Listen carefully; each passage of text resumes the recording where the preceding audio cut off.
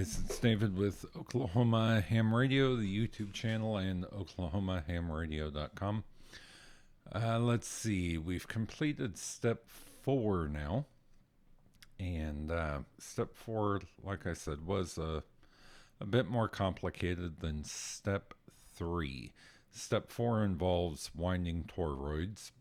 I go through that quite a bit, installing the BNC connector, installing some diodes and some capacitors, and a couple RF chokes, a couple more resistors, so on and so forth, and a an IC, which is a an U1. So anyway, this video is a portion of a series of videos that cover the assembly of this device. And this device is a phaser digital mode transceiver. The one we're building is for 20 meters. It was designed by Dave Benson, K1SWL. And you can see that the documentation was updated in June 2020. But again, the documentation is very good. I have found a couple things so far that I'll mention in the documentation, but there are a few updates that need to be made. But so far, we've completed step 1. I'll link that video. We've completed step 2. I'll link that video. We've completed step 3. I'll link that video. Now we're on step 4. Stick around. Hey, if you don't mind, please like, subscribe, hit that bell, all that good stuff that's, YouTube requires you to say with each video. Thanks, guys.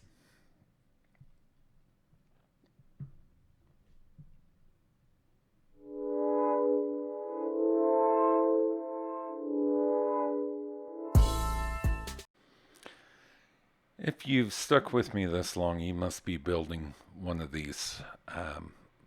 So hopefully what I'm showing is somewhat beneficial.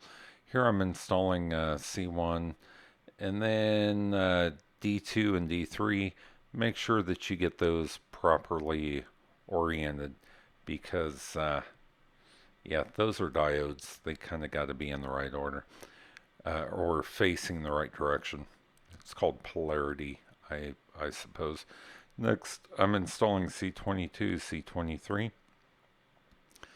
and then C3A and B. Now, C3A and B are in the bottom right-hand side of the board, and C3 is labeled, and then A and B is labeled on the silk screen, so it's a little difficult to find, but not too bad.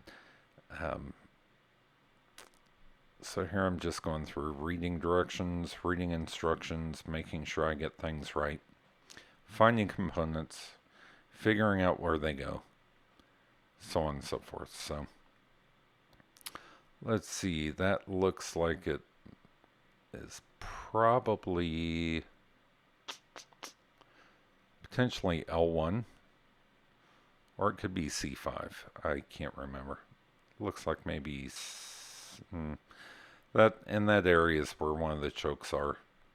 So it could be L1, but I'd be surprised if I jump that quickly ahead.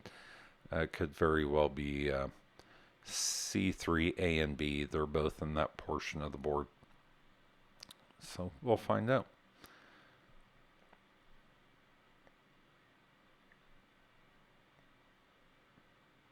If you wouldn't mind, if you've got any questions, feel free to put comments in the comment section of YouTube.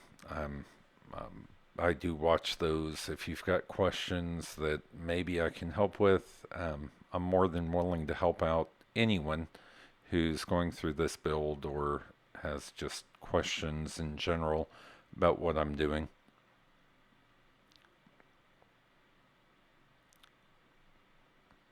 Again, this step 4 is building the receiver itself. It is a lot more complex than step 3 was, so just be prepared for that. Give yourself some time. I would not want to start this step of the assembly process and then have to stop, because it seems to me like it would be pretty easy to get lost as to where you were. Looks like that was probably C3 and B. This is C5.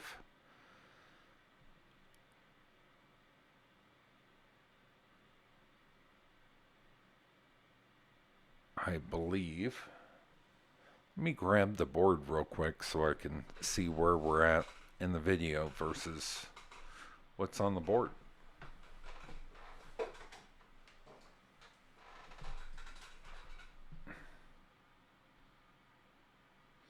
Yeah, that looks like that's probably L2 that I'm soldering in there. That's one of the chokes.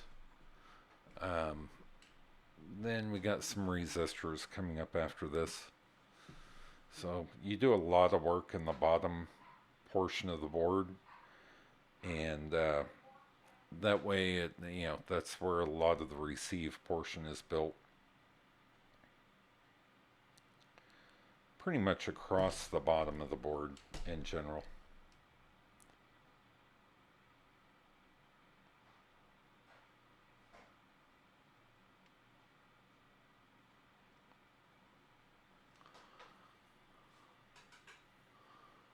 The nice thing is once you figure out which portion of the board is doing which function, it's pretty easy to identify where things need to go.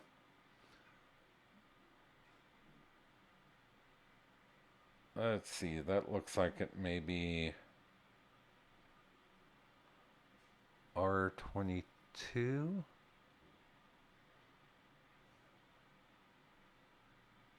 No, that may be Q2.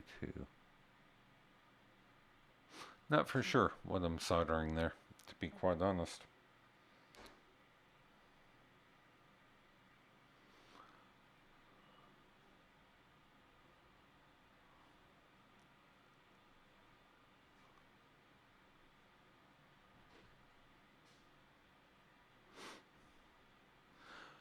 But I'm going to let this run along while I do things in order here per the instructions, so it's fairly easy to follow along as to where I'm at.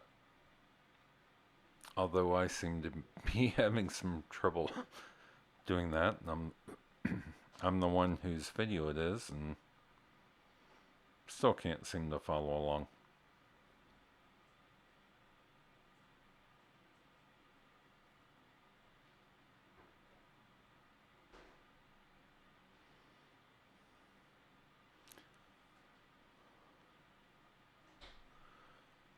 Piece I'm looking for here, let's see, that's a, can't quite tell from what's in my hand. Looks like L2 is where I'm at right now. Which is a choke, an RF choke that gets installed.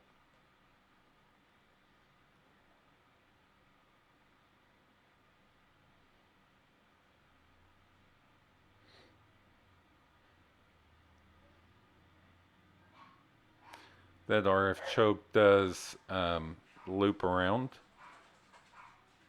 And pardon the dogs. That RF choke does loop around, and it stands on one end of the choke, and then that lead feeds around to the other hole. Gets soldered in.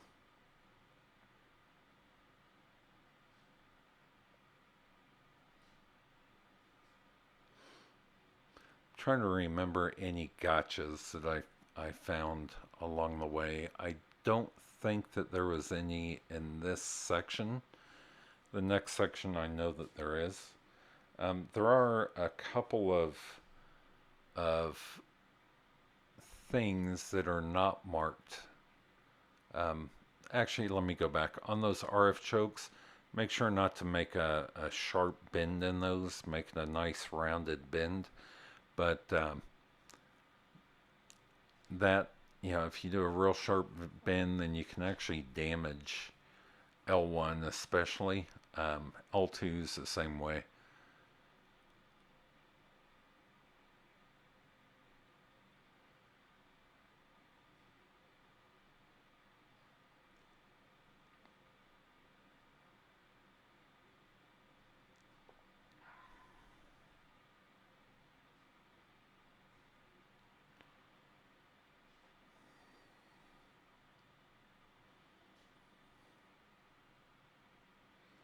That looks like maybe, not for sure. Must be some of the resistors. Um, Maybe R7. It's probably R7 or R8, one or the other. Um, See, it looks like right there's R3, so I must be, yeah, that must have been R7. Or, I'm sorry, R8.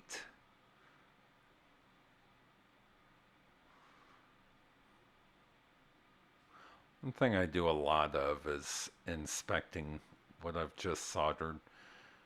I, I, I don't know, I figure it's better to do that checking while you're going through the process as opposed to waiting till the end and finding something that, you know, has a problem.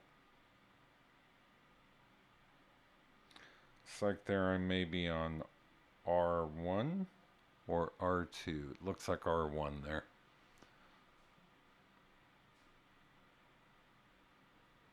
Things do get kind of tight on the back of that board for soldering, so when you bend those leads over to hold those components in place while you're doing the soldering, just make sure to bend it in a direction that isn't going to cause you problems later. So there are still some open spots on the back of the board.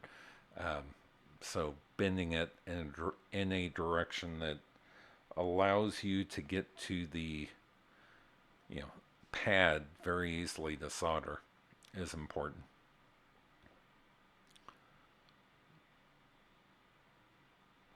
And you do a lot of this, a lot of looking for parts.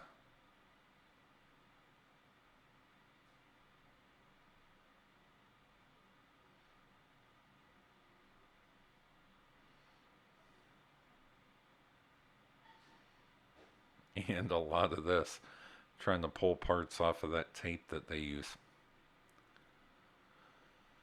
So it looks like this is probably R2 and R4.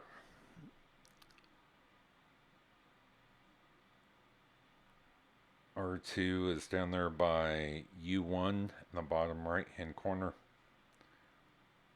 Um, it's a little difficult to get to. It's kind of a tight fit because you're between a capacitor and that IC for U1.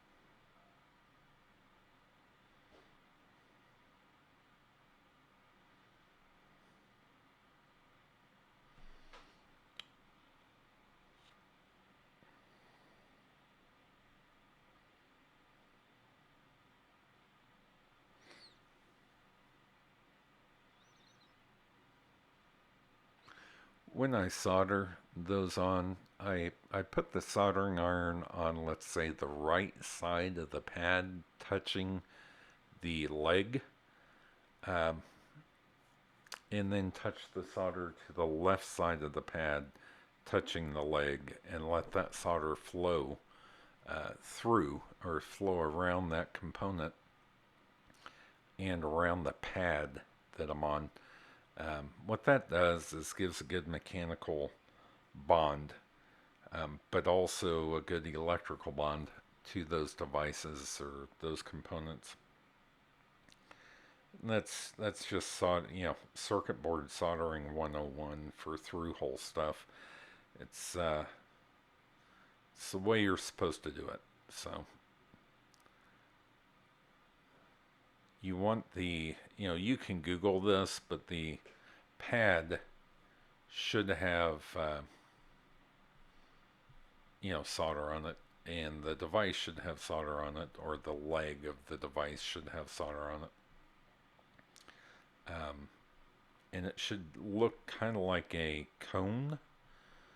Um, so if it doesn't, then it didn't get hot enough, the pad didn't get hot enough, something. You'll see me go back and touch some up every once in a while, just to make sure that I've got good contact there. I also use that voltmeter occasionally just to make sure that I've got continuity between components where I should. Let's see, right now I'm probably looking for Q1 would be my guess, or maybe C8. No, looks like I'm looking for a resistor. No, a capacitor. Looks like maybe a capacitor is what I'm looking for. Looks like I found it, must be C8.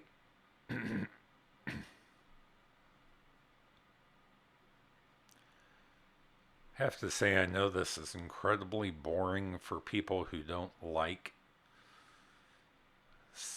working on projects like this.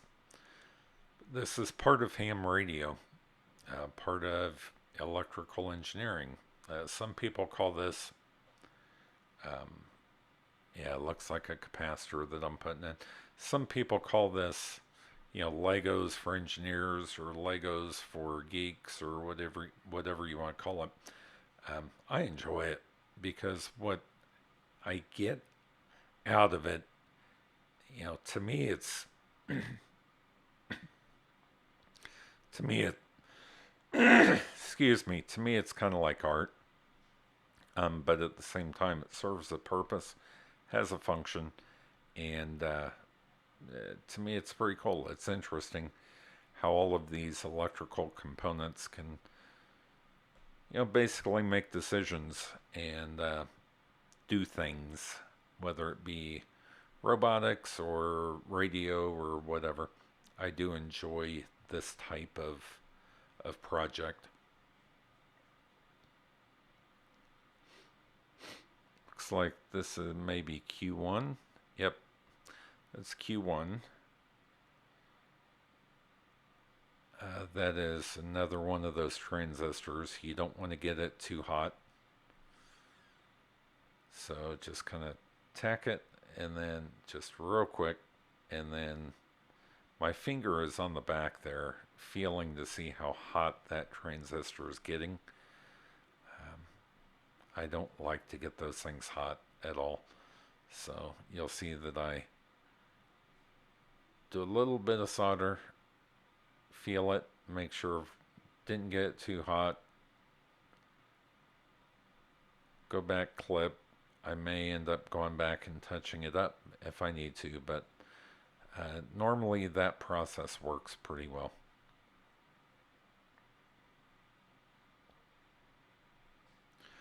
So there's some more capacitors that get installed, and then an IC. That integrated circuit is for U1. U1's in the bottom right hand portion of the board, and that dot goes into the board. In fact, all of the dots on the ICs that face left and right face to the left, or face toward the same direction. The two at the top, both of those face toward the back of the board, or the where all the ports are, where the audio ports, the power, and the antenna jack are.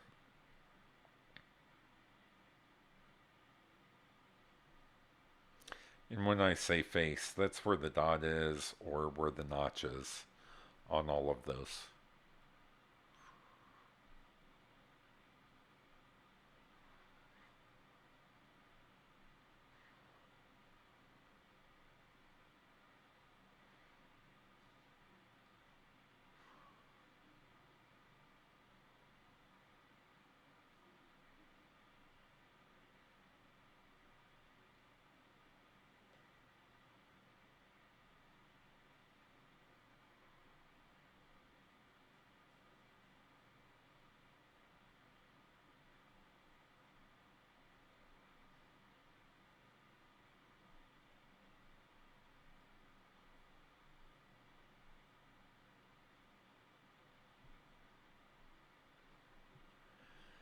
I'm letting this entire video play without clipping any parts of it because those that are interested in still watching this series, my assumption is that you're probably wanting to build one of these at this point, or you are wanting to get into, soldering on circuit boards or whatever. Um, so I figure it's worth playing this out and letting you see what all of this is like. Now, this took me about an hour and a half to finish this step. I think we're probably on C25 right now. Either 24 or 25, not for sure. There's only about 4 steps left, but one of them I definitely want to cover. I think that's C25, not for sure.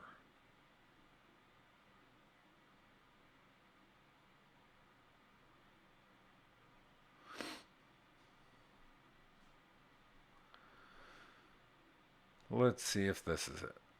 Yep, so there's the integrated circuit that gets installed. I do jump out of sequence here in a second. I installed the BNC before, the BNC is British Naval Connector, which is what your antenna attaches to. I do that before I wind those toroids.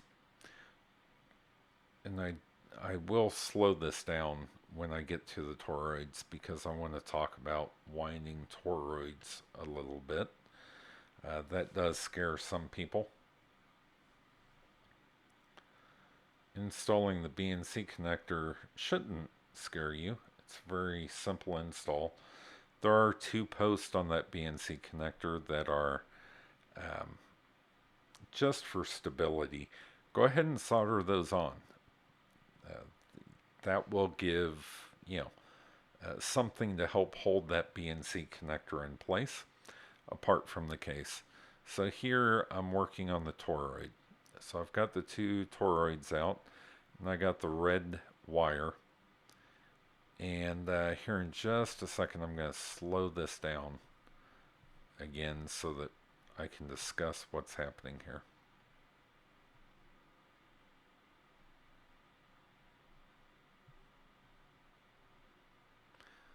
So I measure out 10 inches of one of them, 13 inches of the other per the instructions, and clip them off. It's of that red wire. There will be some wire used later. So I'm going to go ahead and slow this down now. So as I said, I get that 10 inches of wire, and each time that you pass through a toroid is 1 turn. So this one requires, I think, 13 turns.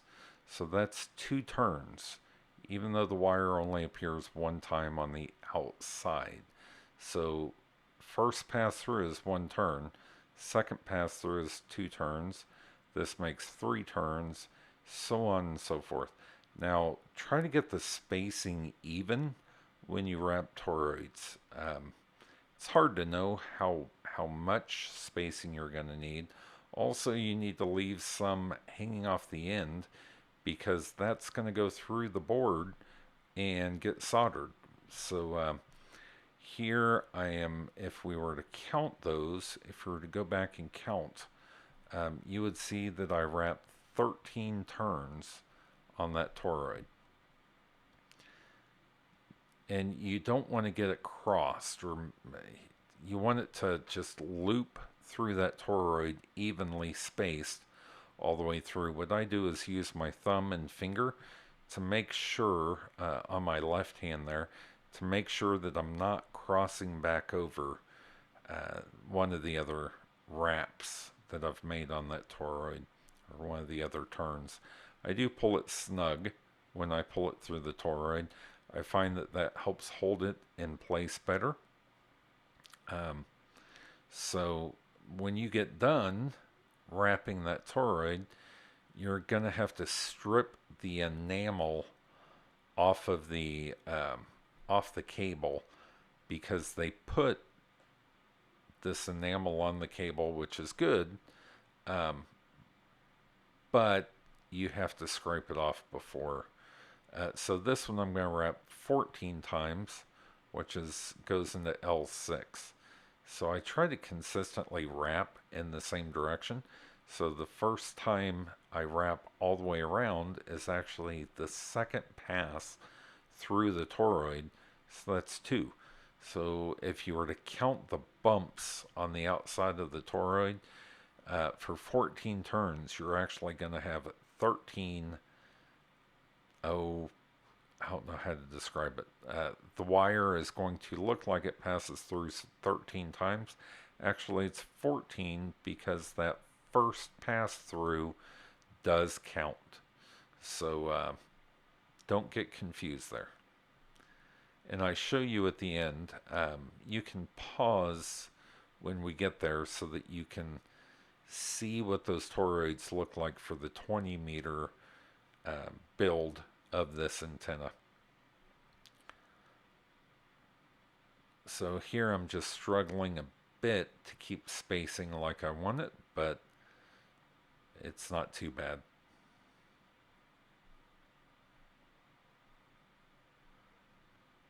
And you know, I've wrapped quite a few toroids with different projects. I still get nervous when I wrap toroids. Um, I don't know what it is about toroids that make you nervous, but maybe it's because the Smoking Ape, you know, is all about the toroids, and I'm afraid that he's gonna jump in and chew me out for wrapping the toroid wrong or something. I don't know, but just kidding. So here I take a razor blade and just rub the outside of that wire to strip that enamel coating off of it. I don't push too hard, right? So all I'm doing here is just trying to get that enamel off so that the solder has something to bond to in the metal of that wire. Those are magnetic wires. You don't want to push too hard because you can cut through that wire, and you know, you've just wrapped a toroid, you'd be doing it again.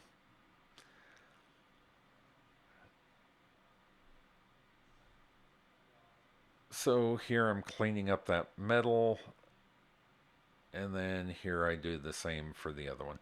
That's about how much I would leave hanging off right there. Maybe half an inch at most, but you don't need a whole lot. So I'm going to speed it back up here.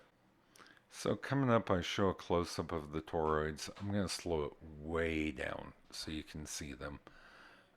And you can count the rings and all that good stuff. So the one on the left goes in L5. The one on the right goes in L6. The one on the left has 13 turns. The one on the right has 14 turns. So here I'm just getting those toroids soldered on. They go pretty much up by the BNC adapter. And they're, you know, not hard to get soldered on. So the instructions for the, you know, phaser, if you go down to the appendix section, there's a schematic, parts list, the diagram of the board, you know, quick start guide for WSJT-X, a tuning guide, adjustment calibration guide, you know, some pretty good theory of operation here. How to program the alternate frequency, and then you come down here and there is a section on toroid winding. So it, you know, it does show you how to wind those toroids, how to make sure that things look good. And again, each time the wire goes through the hole, it counts as a turn. The windings are tight. Pull the wire taut. Don't scramble the turns. Double check the turns. Strip the leads with a small knife.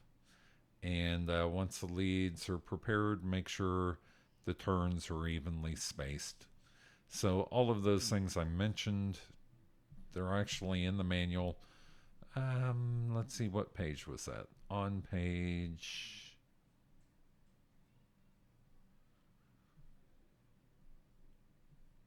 looks like page 35 of the manual. Last page of the manual before, the credits. So anyway, don't be afraid to go find those instructions down there and follow them. Hopefully what I've done is shown you, that this is something that can be accomplished. When you complete step 4, you have completed a receiver. Next step is to build the single sideband phasing, and you have a little more complex of a toroid to wind, but nothing that can't be done for sure. So there's a few parts. You're working in this portion of the board, and that's in the next video. Thanks, and thanks for sticking through this. I know this was a longer video. Hopefully it helps some people out. And if you have any questions, please don't hesitate to get in touch with me. 73, guys.